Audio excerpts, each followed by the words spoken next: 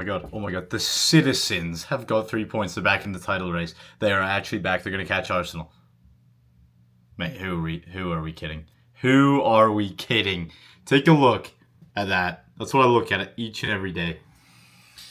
They've City are just nowhere near. They're just nowhere near. They're nowhere near, boys. Obviously in points, they're close. But lads, Palace are on the beach. That's what I've gained from this game. 3-0. They had chances, but at the end of the day, it was just a dominant City performance. And it was as we expected. Arsenal still have to beat Burnley. We still have to beat Palace. These are our two games. It's in our control.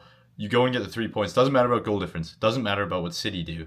But for me, if we are taking a look at the City side, they've rested players. They've rotated, fair enough. But they have FA Cup final against Chelsea. Then they have Bournemouth away. Two very hard games, back-to-back. And Arsenal have Burnley at home. And I believe that is one that we can have confidence and a very good atmosphere at the Emirates. I think it can be 4-0. I genuinely think it. And we have rest between games. Once again, I always mention the Champions League. We don't worry about that till later on. But rest between the Prem and lots of good stuff ahead. City today against Palace, it's a dominant performance. It shows that Foden is just a very, very good player. I've always said this. I would love to have him on the squad, if I'm going to be honest with you. And he's not even getting minutes at City, but it's just one where it was always going to be a City 3 points. It would have been nice for Arsenal, to have a chance to win the league by playing Burnley, but Palace have other things to worry about. And as Oliver Glasner said, he thinks VAR will have a bigger impact on the title race than Palace, which fair enough because, they're already staying up. They've already qualified to a European final. They have that to worry about.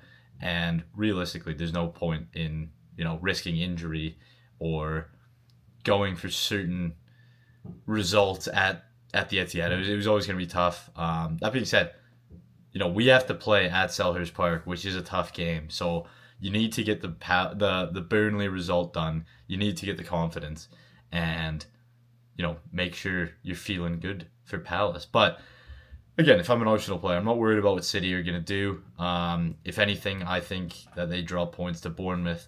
And there's something weird about Chelsea winning the FA Cup, by the way. Does anyone else think that? I genuinely think Chelsea pull something off here. But again, back to the Premier League. For Arsenal, don't worry about City. It's just noise.